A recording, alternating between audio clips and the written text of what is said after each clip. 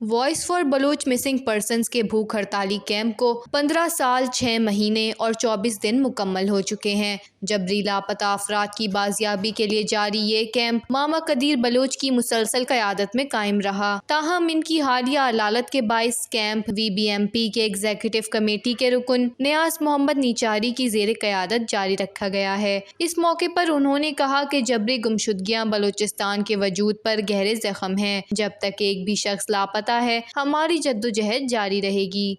ماما کی طبیعت خراب ہونے کی وجہ سے یہ کیمپ بند کیا گیا تھا ایک دن کے لیے۔ Voice for Baloch missing person کی ایک طویل میٹنگ ہوئی۔ میٹنگ میں یہ کہا گیا کہ ماما نے کئی سالوں سے کئی دہائیوں سے جہاں بیٹھا ہے، عید کے دن بھی بیٹھا ہے، سردی ہو یا گرمی ہو وہ بیٹھا رہا ہے، تو یہ ان مظلوم محکوم قوموں کی آواز ہے اور یہ ایک انسانی اور انسانیت کا مسئلہ ہے۔ ماما کو سننے میں آ رہا ہے کہ اسے آکسیجن پہ رکھا گیا ہے۔ تمام بلوچ قوم اور انسانی ہمدرد کے انسانی حقوق کے دعوے داروں سے یہ اپیل ہے کہ بالخصوص ماما کے لیے دعا کرے کہ وہ صحت یاب ہو۔ میں انشاءاللہ آخری دم تک یہاں یہ جہد جاری رکھوں گا۔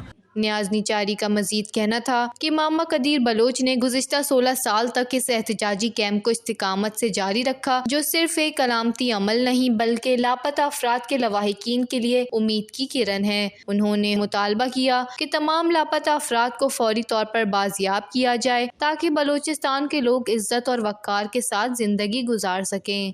وش نیوز، کوئٹہ، بلوچستان۔